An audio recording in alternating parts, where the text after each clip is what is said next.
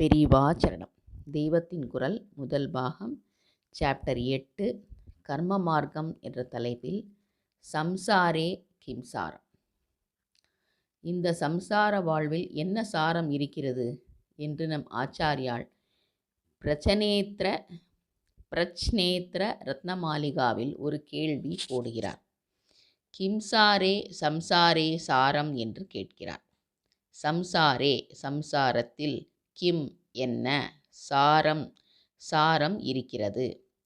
அதற்கு பதிலும் சொல்கிறார். அப்பா, இப்போது இப்படி கேள்வி கேட்டாயல்லவா, இதை எப்போதும் கேட்டுக்கொண்டே இரு. அதுவே சம்சாரத்தின் சாரம் என்கிறார். பகுச்ச அபி வினிந்தியமானம் இதம் ஏவ. அதாவது, நாம் பிறந்ததற்கு என்ன பிரயோஜனம், எதற்காக பிறந்தோம் என்று அடிக்கடி நினைக்க வேண்டும். இந்த பிரயோஜனத்தை அடைவோமா என்று நினைக்க வேண்டும். நமக்கு ஏன் பாபம் வருகிறது, கோபம் வருகிறது, காமம் வருகிறது? இவையெல்லாம் ஏன் வர வேண்டும்? எப்போதும் ஆனந்தமாக சந்தோஷமாக இருக்கக்கூடாதா என்று தோன்றுகிறது. இதற்கு பதில் ஒன்றும் நமக்கு புரியவில்லை. எல்லாம் நல்லதற்குத்தான். ஒரு மரத்திலே புஷ்பத்திலிருந்து காயும் பழமும் உண்டாகின்றன. புஷ்பமாக இருக்கும்போது மூக்குக்கும், பழமாக இருக்கும்போது நாக்குக்கும் ரசமாக இருக்கின்றன. பழம் நல்ல மதுரமாக இருக்கிறது. இந்த மதுரம் வருவதற்கு முன் எப்படி இருந்தது?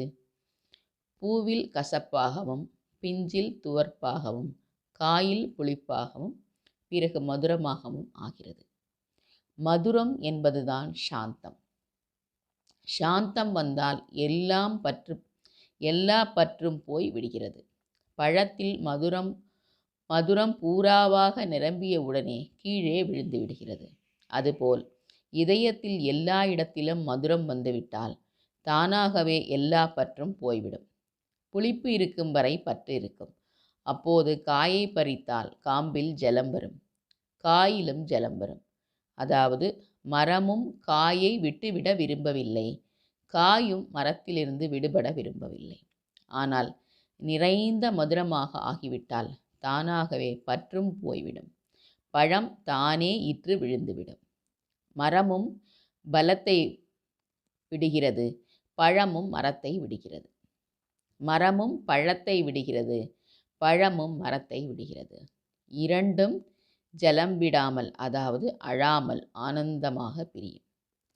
படிப்படியாக வளர்ந்து மனம் முழுவதும் மதுரமயமான ஒவ்வொருவனும் இப்படியே ஆனந்தமாக சம்சார விருட்சத்திலிருந்து விடுபட்டு விடுவான்.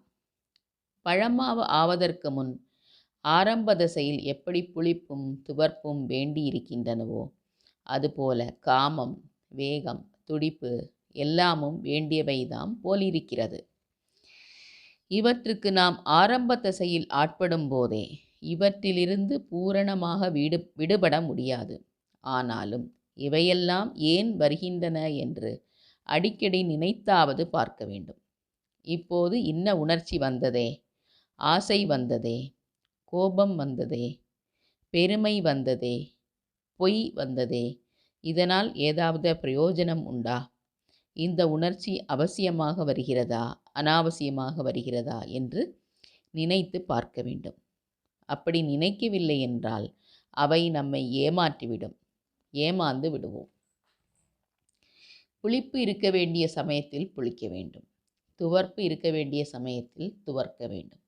ஆனாலும் அந்தந்த நிலையோடு நிற்காமல் பிஞ்சு அனவரமும் பழகிக்கொண்டே பழமாகிக் கொண்டே இருப்பது போல் நாமும் மேலும் மேலும் மாதுரியமான அன்பையும் சாந்தத்தையும் நினைத்து கொண்டே இருக்க வேண்டும். இப்படி செய்து வந்தால் நாமாக போய் மோட்சத்தை தேட வேண்டாம். எந்த காலத்தில் எப்படி இருக்க வேண்டுமோ அப்படி இருந்தால் தானாக மோட்சம் என்கிற மதுர நிலை வந்துவிடும். அப்படி இல்லாமல் தகாத பருவத்தில் முயற்சி செய்தால் பிஞ்சிலே பழுத்த மாதிரிதான்.